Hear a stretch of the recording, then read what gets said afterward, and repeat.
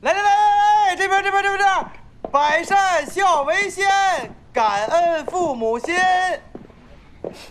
给父母敬茶。妈，使劲喊啊！爸，请喝茶。哎，这么点事儿，人伯父能答应吗？爸，请喝茶。我没听见。哎，没听见。哎，爸，请您喝茶。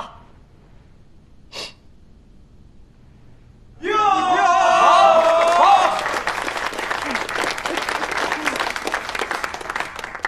小晴，我一向是看好你的，我把我的女儿交给你了，希望你们幸福。爸，请您放心，我一定会让灵犀成为全天下最幸福的人。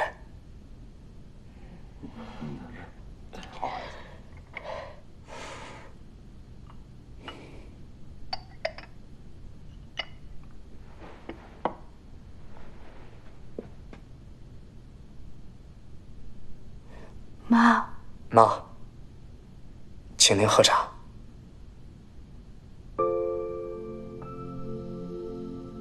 妈，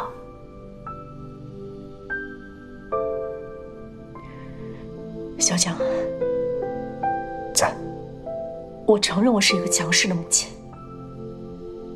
在林夕18岁之前，我一直用尽全力去呵护她，让她在学生时代就只有读书这一件事情。直到遇到你，我这乖女儿第一次顶撞我，跟我吵架，也就从那一次，我知道我们家林夕长大了，要为自己的事情做主了。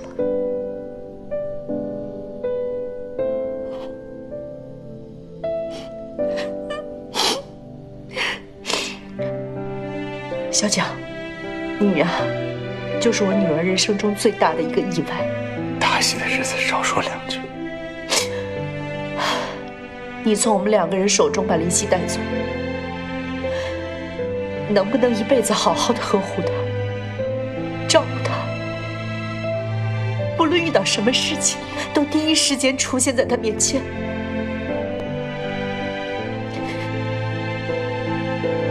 能，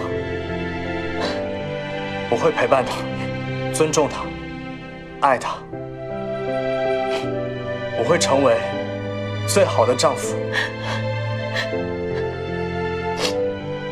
也会让林夕一直做她自己，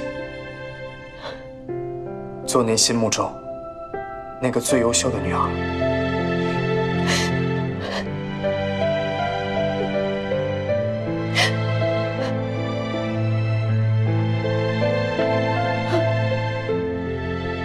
我知道，不被父母祝福的爱情根本就不是好的爱情。只有我们变成了更好的自己，才能带给对方安稳的幸福。这是我作为女儿应该给父母的交代。